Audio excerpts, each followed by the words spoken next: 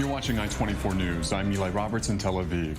We are continuing to bring you breaking news out of Pittsburgh, Pennsylvania.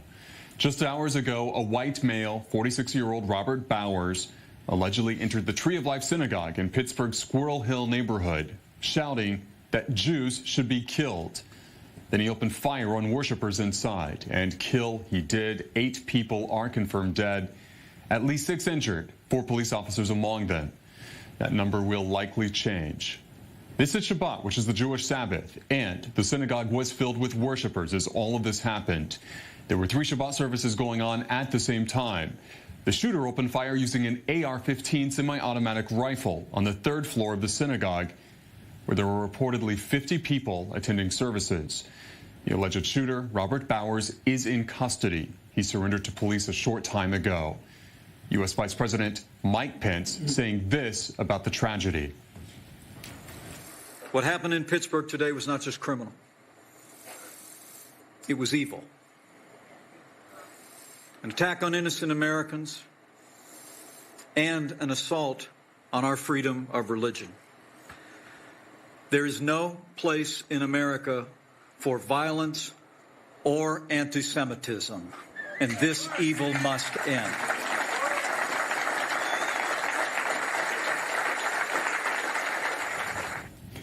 U.S. President Donald Trump also weighing in, saying this about the events in Pittsburgh. He said they are far more devastating than he originally thought.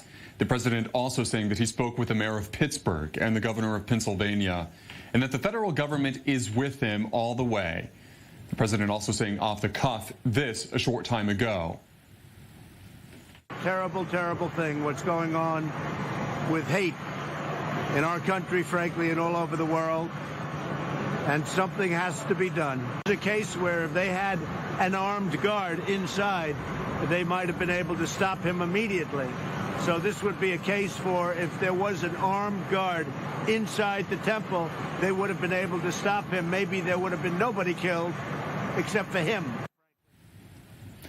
And this story is very personal in Israel. Israeli Prime Minister Benjamin Netanyahu saying this.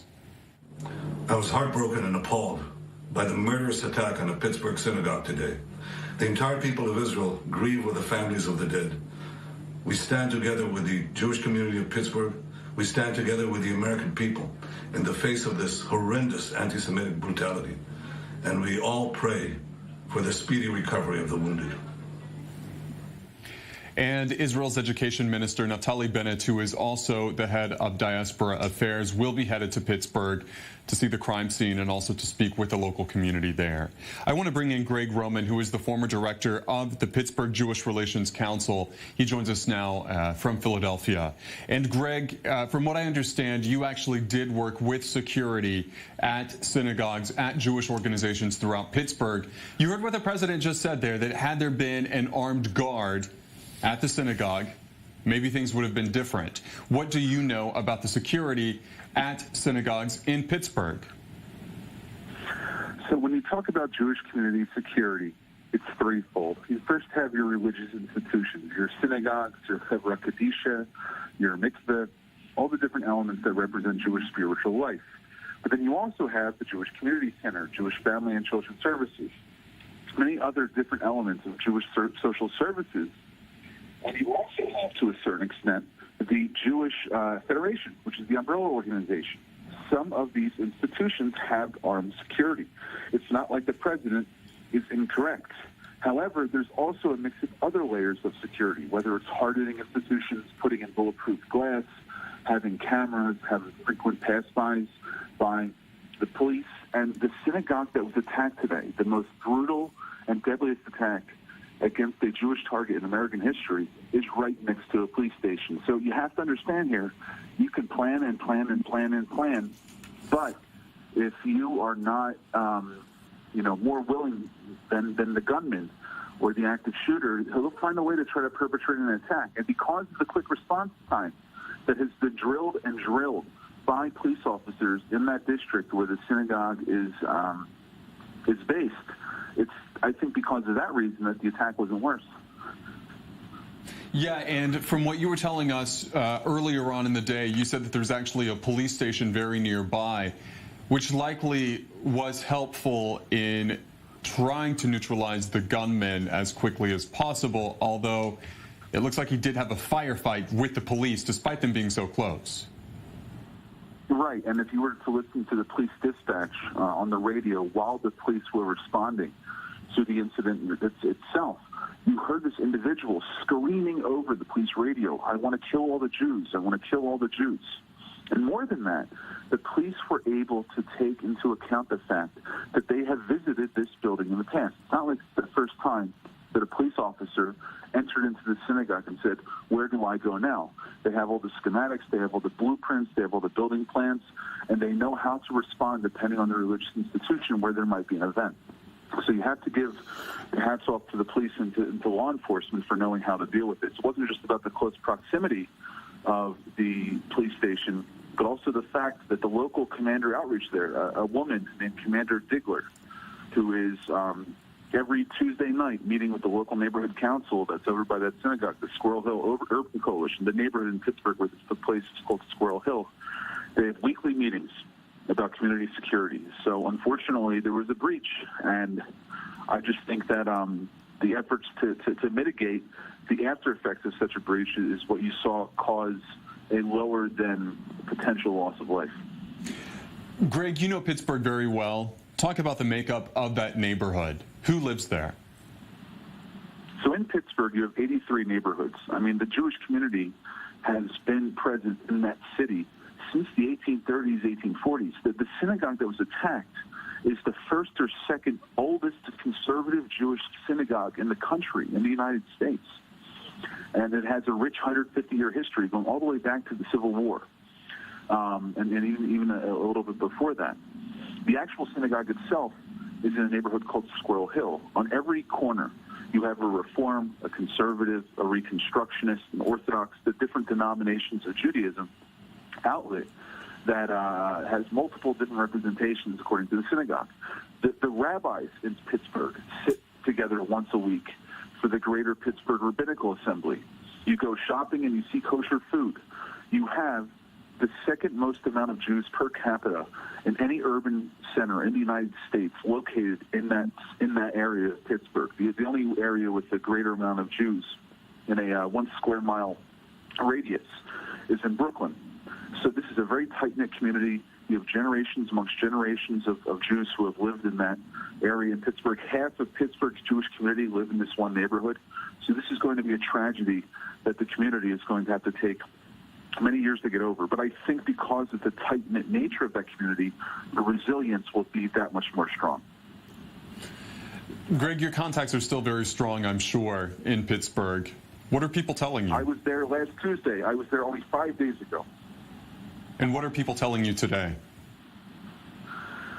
This is a day for mourning. It's a day of shock. It's a day of, I think, not second-guessing the institutions of the community, but second-guessing its safety. But I have to tell you, the relationships that the Jewish Federation, which is this umbrella, overarching community representative organization, that they have with the FBI, they have with the mayor's office, the governor's office, with the executive branch, the millions of dollars that have gone into the community to harden and secure it. Look, there may have been an attacker that breached today, but they'll only take security that much more seriously tomorrow. And not like they haven't taken it seriously in the past. I think that the first 24 hours, you'll see vigils and mourning and funerals. A week later, they'll decide how they respond as a community to this event. And I think that this is a clarion call for the United States to wake up and realize that anti-Semitism, especially of a Nazi variety, is very much alive. And there's patches of western Pennsylvania, about an hour to 2 hours outside the city of Pittsburgh, where the Ku Klux Klan is still active. This isn't about a problem that the president brought when he was elected.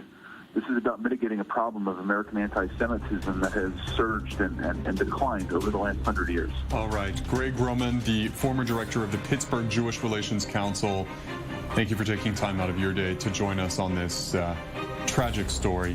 Stay tuned. More news ahead.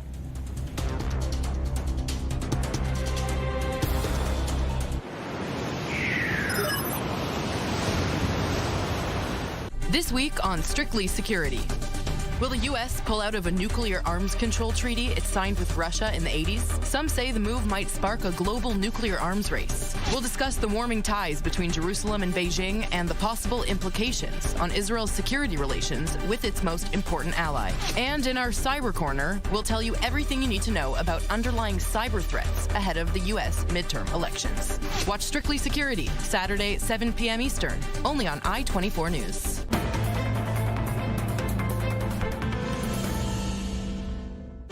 There's more to the news than meets the eye. Many voices, many faces, with interests often at odds.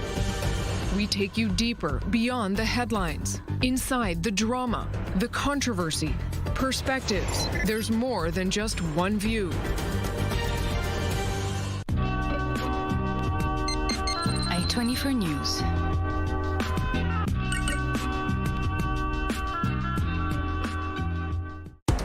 David, what should we lead with tonight? Iran, China, Russia, D.C.? How about North Korea? Well, on Crossroads, we usually cover them all. I'm Tal Heinrich. And I'm David Schuster. Join us each night for hard-hitting interviews, detailed analysis, and the most important information you need to know.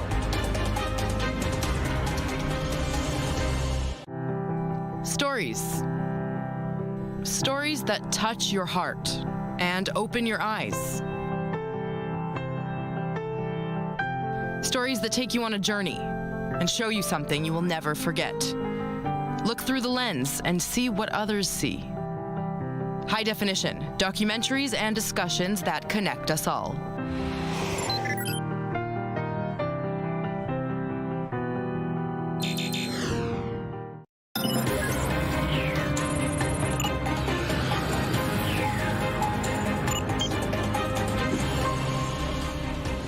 You're watching I-24 News as we bring you the latest from Pittsburgh, where a gunman did open fire on a synagogue, the Tree of Life Synagogue in Squirrel Hill, Pennsylvania. At least 8 people are confirmed to be dead, 6 injured, 4 of them police officers. U.S. President Donald Trump weighing in a short time ago. Here's what he said. And what happened today is a horrible, horrible thing. We're learning a lot about it. It looks definitely like it's an anti-Semitic crime, and that is something you wouldn't believe could still be going on, but it would seem to be an anti-Semitic crime. We'll have a lot of information over the next hour. The FBI is involved. Everybody's involved. And I spoke with the governor, Governor Wolf. I spoke with the mayor of Pittsburgh, who's a terrific guy, and he is devastated. So we'll have a lot of information over the next hour, but a lot of people killed, a lot of people very badly wounded, and they say as a crime scene, it's one of the worst that some professionals that have seen many, many crime scenes, they say it's one of the worst that they've seen. So we'll be back with you in a little while. I'm going to, in my remarks, open with a statement about what took place.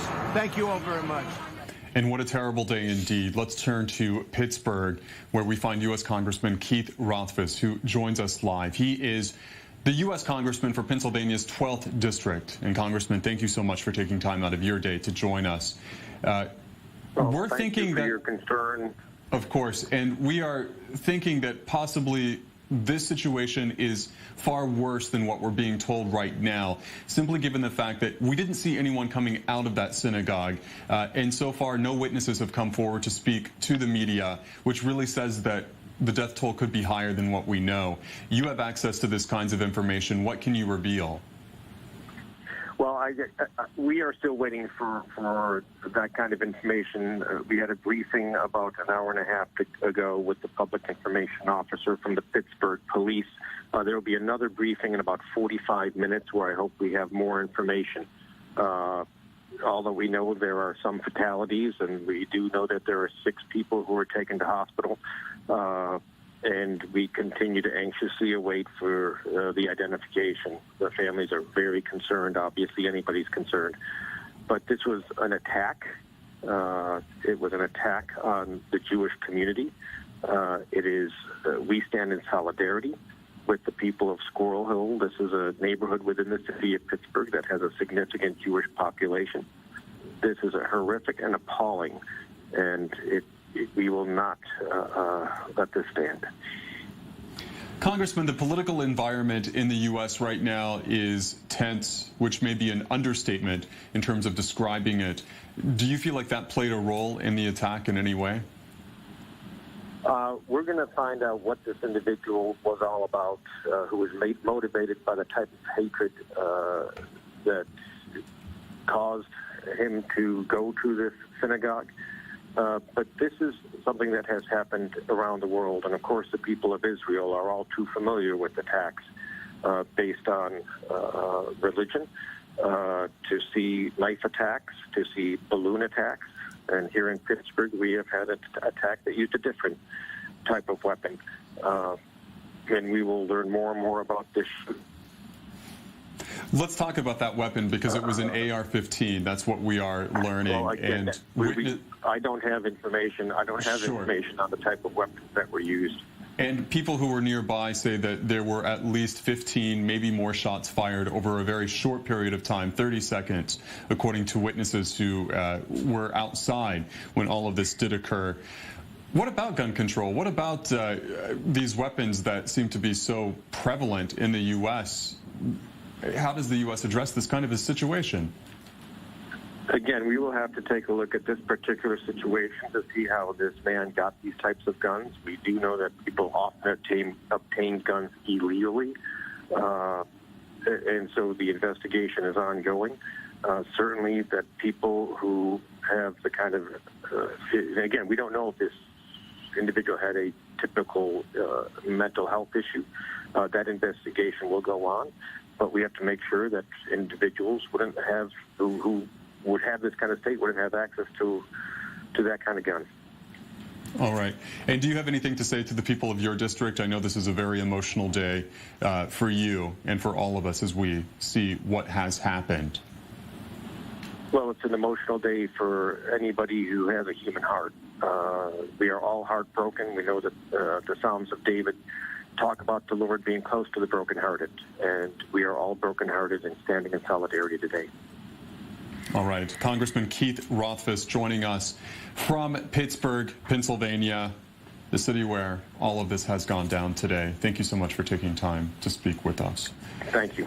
And I want to turn the conversation to our analysts who are here in studio. Security analyst Martin Himmel and political analyst Amir Oren. Martin, one of the striking things about what we've seen so far today is no one coming out of the synagogue, no one leaving, no one coming running out of the synagogue. It's been several hours, no eyewitnesses talking about it. A complete and total shutdown on that front. The sheriff or the regional representative of the authorities there, visibly deeply shaken, somebody who's a veteran. The president of the United States talking about a lot of people being killed. It sounds quite bad, something of on the level of a massacre. And one of your guests previously said it might have been the biggest American massacre against Jews ever in the United States history. I don't know if that's true or not, but it sounds quite alarming. And I guess in a short while we'll know the scope of this whole thing. Amir, presumably there would be more people who were injured if indeed there were more survivors, and only 2 people who were in the room, according to what we heard in a press conference earlier, were injured. 4 of the others who were injured were police officers who were shot in a shootout. What does that say? Maybe one of the 2 is the perpetrator himself, because according to wire service reports, he was shot in his leg or some other part of his body and had to crawl to the police car when taken into custody. So that brings into question even more so what happened here, because apparently Bowers had several pistols with him, along with his gun. So he may have cold-bloodedly executed some of his victims, and therefore the death toll is going to be much higher. It also speaks to what President Trump said regarding the armed guard who could have stood there. Obviously, Bowers planned ahead his entry into the synagogue. If he saw an armed guard, he would have gotten from another place, perhaps through a window or the backyard, back door, and therefore an armed guard is not the right response. One should go over the social media if one sees threats such as the one that Bowers made, even though it seemed as if he was going to go to the highest office, to the Aider organization, which he claimed was killing his people, namely Native Americans, not immigrants, not Jews. Perhaps some precaution would have been taken. Now, we are talking about Pittsburgh. But in order to learn the characteristics of such a perpetrator, one should remember the Deer Hunter movie, which is placed just south of Pennsylvania. And this is probably the sort of upbringing that such a murder came from, not from the city of Pittsburgh itself, which is more liberal. Carnegie Mellon is a famous institute of higher learning. The neighborhood there is obviously more liberal. We should look for someone from the very heart of the Midwest. And indeed, Israel is tracking people who do make anti-Semitic statements online. In fact, security officials in Israel reportedly are tracking a number of similar plots, like the one that we've just seen today, and that is new. We're just learning that at this hour. Now, the perpetrator, the alleged perpetrator, had a very strong record on social media. He has said a number of anti-Semitic things. Jews are the children of Satan, for example, also going on, making outrageous statements. A lot of Jewish journalists and a lot of Jews in general are taking so much of this kind of hatred in people who respond to their posts simply because of the fact that they're Jewish. Not because they're journalists, not because of what they say, but because of the fact that they're Jewish. So what about this atmosphere? Is this something that's getting worse as time passes? It's gotten much worse in the last 5 years. I did a whole in-depth documentary on social media and the power of social media, and anti-Semites and anti-Semitic organizations use it very effectively, and several anti-Semitic social media sites are in the top 5% ranking on the World Wide Web. So they have lots of ears. People listen to them. Some of the last big shooter who attacked a Jewish organization in the United States was a very active contributor to a website called VNN, Vanguard News Network, and they blame Jews for every conceivable fault that you can think of all around the world, not just in the United States. And so, but this has been aggravated and growing, and now we see it reached a new crisis. All right, and the other big story of the day before all of this happened was Gaza, and that's because it has been a very busy 24 hours on the Gaza border with Israel. Islamic Jihad firing at least 30 rockets into Israel overnight and into Saturday. Israel's Iron Dome missile defense shield shot down at least 10 of those rockets. It's been a rough one. Here is senior defense correspondent Jonathan Regev from the border region a bit earlier today.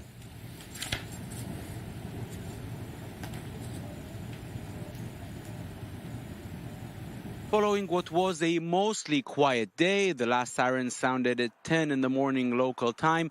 Life here in the city of Sderot and in the adjacent regional councils, all on the Israel-Gaza border, is now back to normal. All restrictions have been lifted. And on Sunday morning, life will resume, schools will reopen, businesses will reopen, and everything will be back to normal. But the residents here know this is just a short-term solution. We've been speaking to some residents here in the city of Sderot, and they know that the next barrage of rockets will come tomorrow or the day after or the next week. As long as there's no long-term solution, everybody says here, our lives here will just look the same. Jonathan Regev, I-24 News.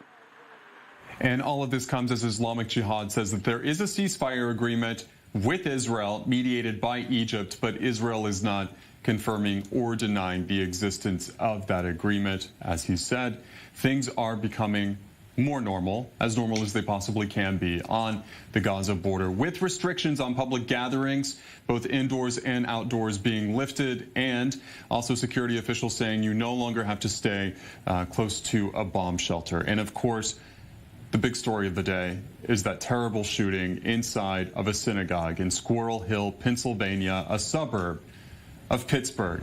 At least 8 people are reported dead in that incident. 6 people injured, 4 of them police officers. It's been a terrible day. We're still learning more about this story as each hour passes. Stay with I-24 News as we continue to bring the latest on this tragic story.